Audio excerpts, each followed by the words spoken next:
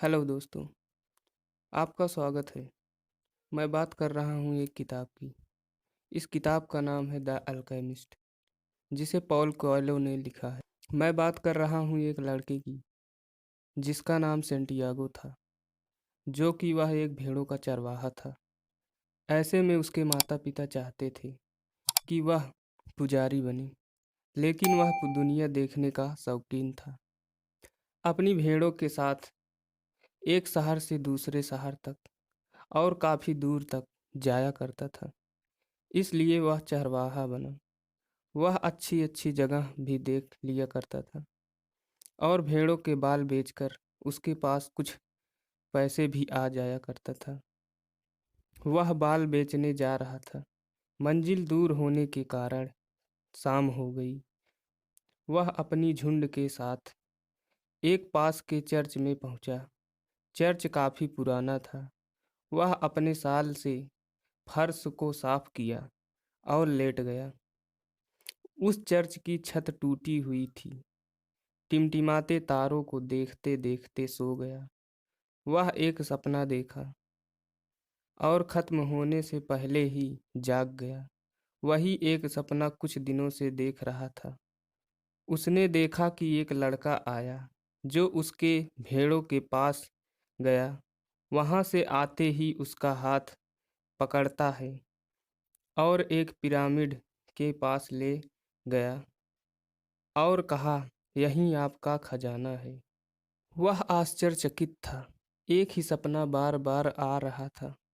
वह चलते समय भेड़ों से बात करता था, लेकिन वह उसी गांव जा रहा था जहां एक औरत सपनों का मतलब बताती है। उस औरत के पास गया और बोला, एक ही सपना बार बार आता है।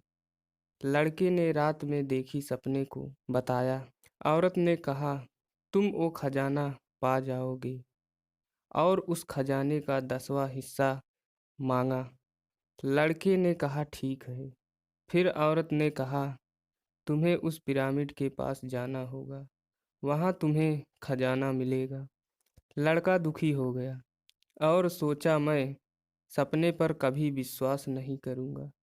वह कुछ खाने के लिए पास के बाजार में गया।